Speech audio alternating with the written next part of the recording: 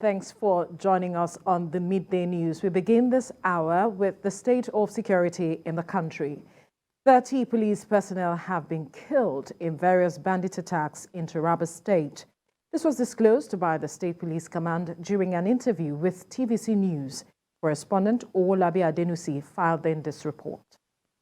The altercation between Fulani herders and Kutip farmers has now degenerated into a full-blown war in southern Taraba State. The crisis have claimed over 250 lives, with property worth several millions of naira destroyed and 25 villages deserted.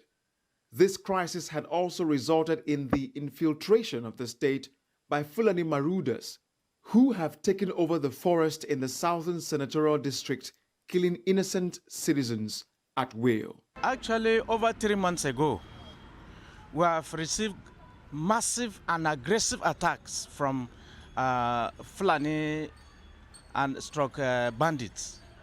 In fact, they have cleared over 30 villages.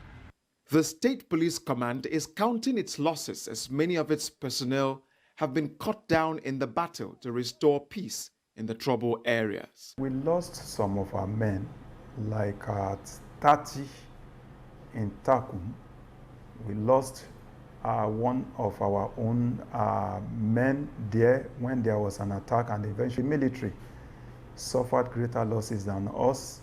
The member representing Takum 1 constituency in the State House of Assembly, Garba Ajia, is calling for an end to the war and for the state government to set up a commission of inquiry to unravel those behind the crisis. From the information available in the public domain, even on the social media regarding the crisis, I want to call on the Taraba state government to set up a commission of inquiry into this crisis with a view to unravel some of the facts and issues surrounding the crisis, which many are tagging it as politically motivated. Several people have been killed.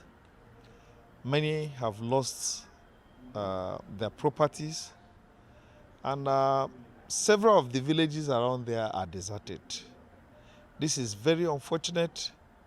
This is not an acceptable thing, especially in communities that have been largely agrarian. Some individuals, including politicians, have been fingered as readily aggravating the crisis further. We want to urge the government to take more appropriate measures. Mr. Ajia commends the Catholic Church and other churches that have taken in some of the IDPs. The state government had already sent relief materials to the displaced persons camps hosting over 120,000 victims. The National Emergency Management Agency, NEMA, and other local and international aid organizations are expected to intervene in the slowly building humanitarian crisis in the area before the situation gets out of hand completely.